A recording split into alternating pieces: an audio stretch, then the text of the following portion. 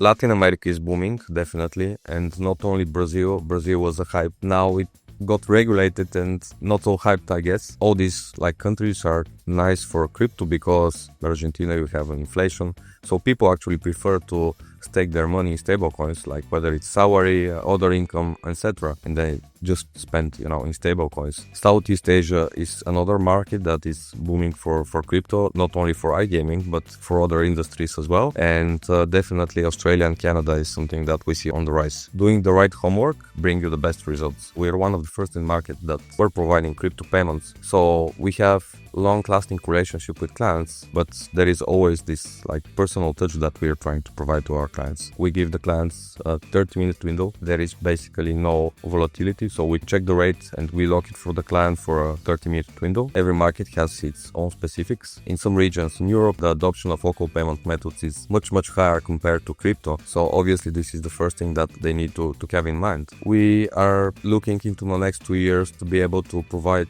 something that will be able to connect both, blockchain, crypto, and traditional rails.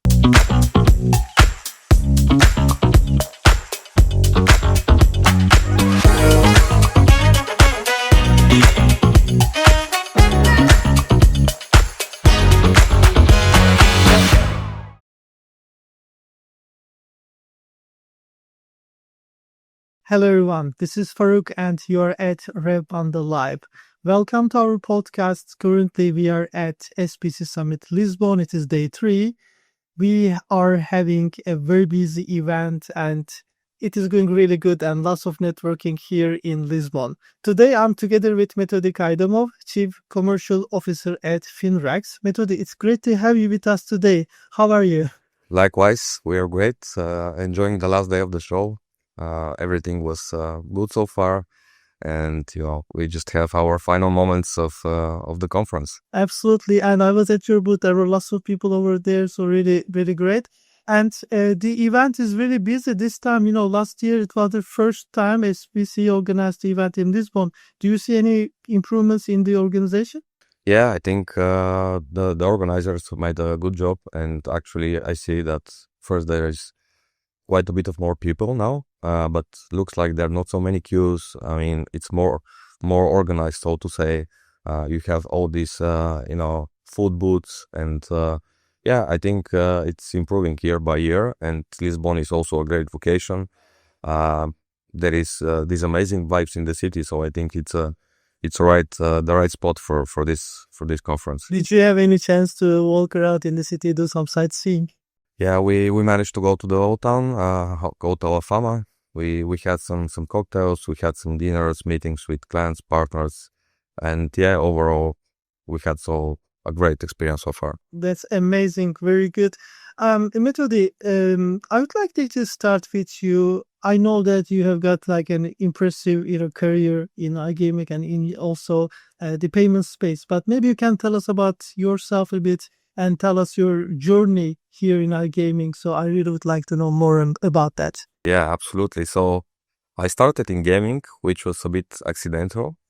And I work for a company called Devosport. Avi, he's still, there. It's a great company. And this is how my journey basically began. I didn't know much about, the whole gaming industry, besides the fact that I was kind of involved in sports betting predictions. So I know about sports betting a bit, but I had no clue about casino, affiliates, what is CRM marketing, so on. So it gave me a really good base to start off. And then I switched to payments. I have been working 8 years for a EMI in the UK, company called Merchant Pay, which is also something that gave me an amazing upgrade on what I have known so far in the gaming industry.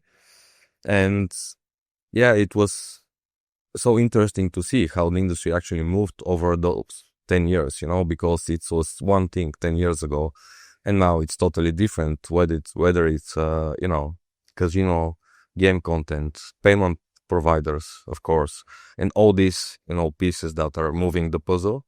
And, the industry expanded, of course, it's so much bigger now.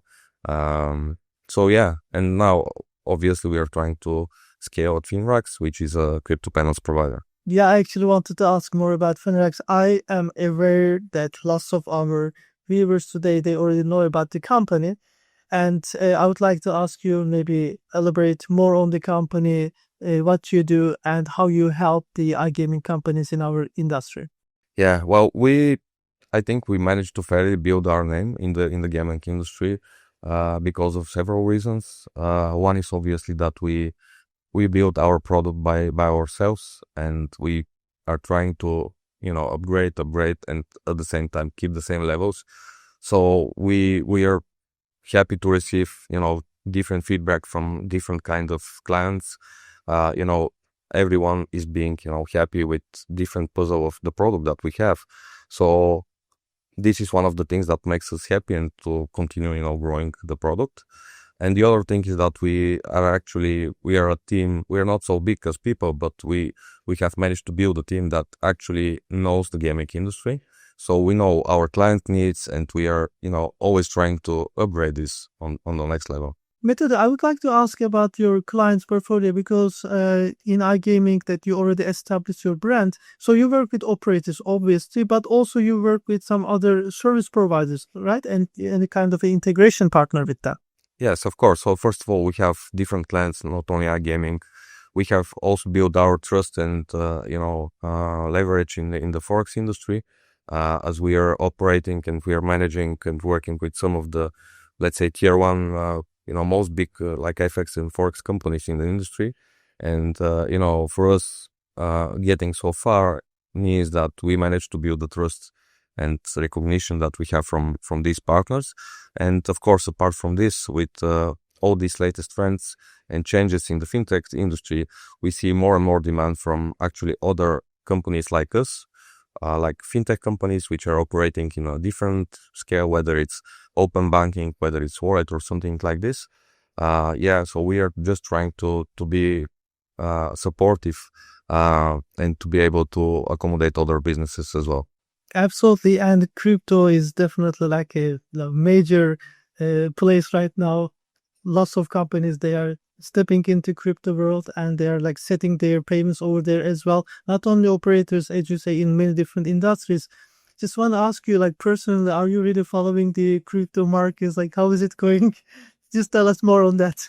Yeah, I mean, obviously, I am following, not only because of Finrax, but because when there is a boom, you actually want to follow this trend. Like, so I wanted to dig more, so I bought some meme coins, shit coins, like most of us. Then I did a bit of like some other stuff, and yeah, I mean, it's a technology, right? So I mean, one way or other, this will get like heavily involved in not only in financial industries, but with with that many things that can be developed, like on a technical level. I mean, yeah, the usage would be something that we'll see in the upcoming years. I see. And well, crypto payments, like they are fairly new. To me, it's not. I've been in the crypto world like maybe last 7 years or so. So I've been like closely following, but I see more and more companies are discovering it. And there's also the traditional payments. So how do you feel this gap, between those traditional payments and the news like crypto payments at Finrax? What do you do to fill that gap? So we are trying to actually put this all together, right? So of course, the traditional payments, we have them in our daily uses, and it's something that will continue. But the real mixture of like having the the blockchain technology, the stable coins, if you mix this with the traditional payments, this is what we are actually trying to achieve. There are many ways in which clients can actually accumulate this. And if you think about this, the simplest example is like you want to send money to China, right? So usually now we wait maybe 4 days, but with the blockchain you can just send it in one click, and then if you have the ability to basically put it back into fiat, it goes like this. Absolutely, absolutely. And talking about our industry in iGaming, I often speak with operators and they come up with some issues such as like high fees or high decline rates, or sometimes even like limitations because of the compliance reasons or regulations and so on. How do you address these challenges at Finrax and help your operator partners? Well, we will get to the compliance part, but I mean, we are transparent, first of all. So we basically, our clients know what we are charging them, and we build a transparent model of that kind of fees.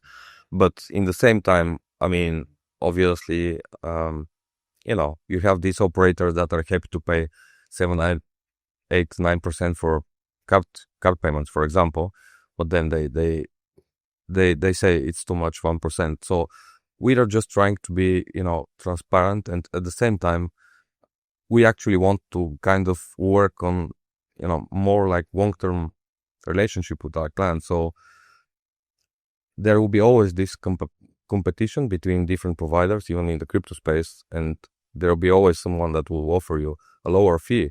But again, it's important what you will get in return. So yeah, we are trying to balance that, and we are transparent with the clients. So actually, they are happy with what we are providing them. That's amazing. And you're talking about competition. So if you walk around, here SPC Summit, one hall just dedicated to, the payment providers and fintech companies here. So you're right about that. I just want to ask you about like Finrax and what makes you different, compared to similar services, similar companies? Yeah, it's a good question. Well, like I said, first of all, we have built our own products. Second, we have a mixture, unique mixture of, people, talent that actually understands the industry. And we are also like one of the first providers. So we are one of the first in market that, we're providing crypto payments. So we have long-lasting relationship with clients that, actually value, all the things that we provided to them, not like services, pricing, and so on, but also the personal touch that we do. Because of course, yeah, there are probably bigger companies that like us, like compared to us, but you start to lose this personal touch that we have with the clients. I mean, obviously, like we said, it's a different industry compared to 10 years ago, because 10 years ago were much less people. So now, of course, you have all these competitors. I mean, there are some good companies, of course, that are doing the same, but there is always this like personal touch that we are trying to provide to our clients. Absolutely. And I want to ask about the onboarding process. So let's say that you talk to an operator and they would like to work with you. What are the next steps? How that process look like? Yeah. Well, we try to be flexible. So first of all, we want to be compliant, right? We don't want to win clients just because we can do some things that are not right. So we are trying to balance, our regulatory requirements along with a process that will be not too much for the client. So I think we find the right balance. It's something that, yeah, we can. I see. So it's like you're guiding them in the next steps. You're helping them, in the market that they operate.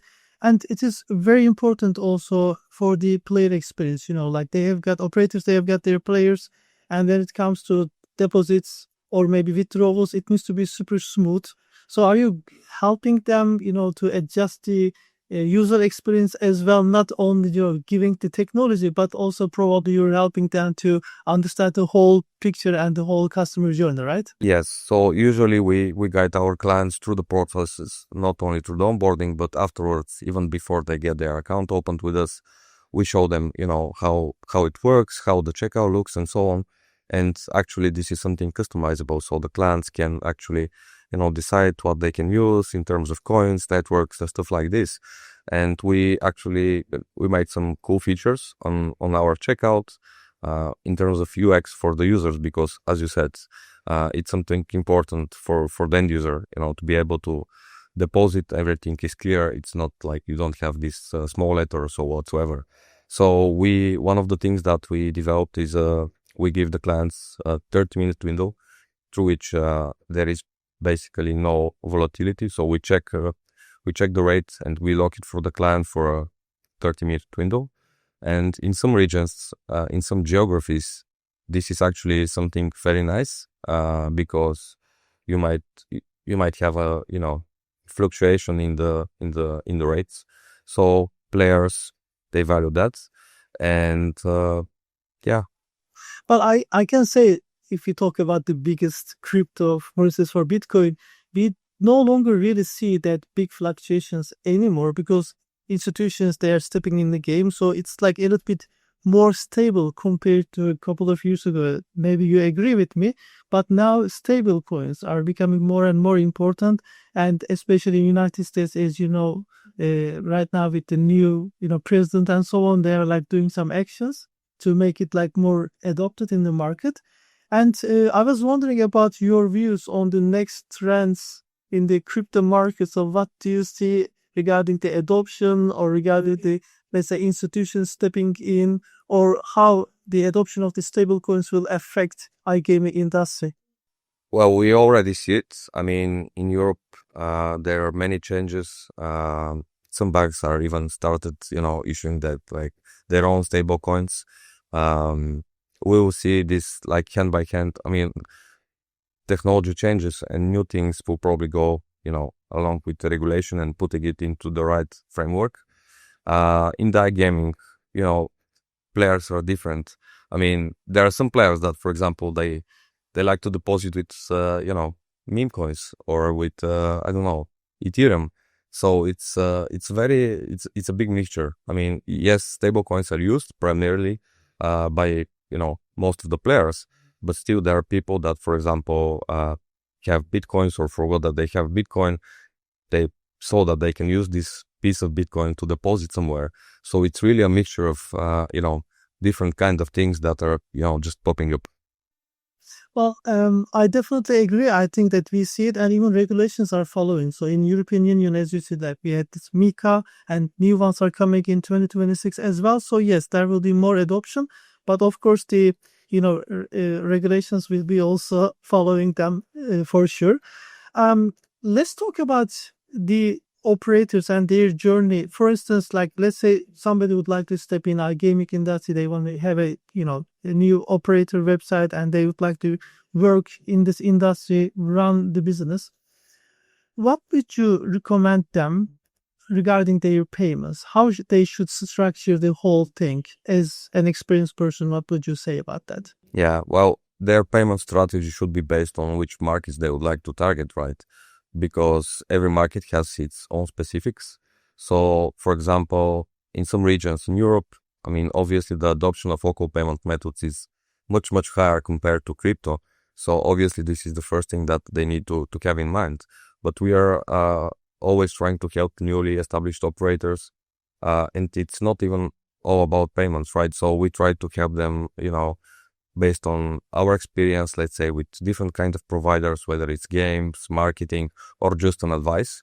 So we are actually, this is the personal touch that I told you, we are actually trying to babysit them and not be focused only on like crypto payments. So we hear their problems and we try to help them. Well, I see. That's actually really good. And for those existing operators, let's say they're already working in a certain market and they would like to just launch their product in a new market, what are the things that they should be careful about? Well, obviously, I mean, you need to know about the regulation, first of all, right? And so, again, not payments related, but yeah. Then when we come to payments, obviously, they need to make a structural analysis, what comes first, and basically prioritize this on their cashier. But definitely outside of Europe, like stable coins are really getting some speed. Like I said, in some countries in LATAM and Southeast Asia as well. So yeah, doing the right homework would bring you the best results. Absolutely. And talking about the markets, I would like to ask you, since you work with lots of operators in iGaming, what are the markets in iGaming like developing really fast nowadays? Yeah, well, Latin America is booming, definitely. And not only Brazil. Brazil was a hype like maybe 1-2 years ago. Now it got regulated and not so hyped, I guess. But Argentina, different countries in Latam, basically, if you put the perspective, I mean, why these countries are booming, like, is because it was a bit undeveloped so far, and it's all these like countries are nice for crypto because of the specific of the country where, for example, in Argentina, you have an inflation. So people actually prefer to stake their money in stablecoins, like whether it's salary, other income, etc. And they just spend, in stablecoins. Southeast Asia is another market that is booming for crypto, not only for iGaming, but for other industries as well. And definitely Australia and Canada is something that we see on the rise. Absolutely. And when it comes to crypto adoption, like which markets are really like rising according to you? Yeah, well, I would say the Gulf region, UAE, it's they have been working, like the government has been working really hard to, do the right regulations at one point, and at the other hand to, make it a bit more popular, so to say. Yeah, of course there are other countries as well, but I would say, yeah. I see. And I want to also ask you about some guidance when it comes to choosing the right payment provider, when it comes to operators. Yeah. So would you recommend maybe like top 3 tips for an operator when it comes to like choosing the right payment provider? Well, yeah, of course, this is a hard one, but I would say technology is important. Then you need to have the right coverage. And maybe the last thing would be, how long these companies have been operating on the market. Technology, number one, of course, because it's so important nowadays. I mean, we have been doing all these kind of, upgrades on our platform simply because we want to make more processes automated. Same goes for the operators, right? Or all the other companies, nobody wants to do a lot of manual work. So yeah, tech And stack is important. speed is also very important as far as I observe from outside, Yeah. right? I see. And maybe like the number of integrations with different local payment providers and so on, I guess, because players feel really comfortable when it comes to the traditional methods, especially when they see, for instance, in Brazil, they see Pix, they feel like, okay, I can go there. But if it is PayPal, they will probably not approach, at least in that market. So definitely for sure. And it's more easier for the client because if you have like 6, 7 integrations in the pipeline that you need to complete, obviously, it's much easier if you see that you can plug in this solution through existing integration somewhere instead of just building it on top of all this that you have in the queue.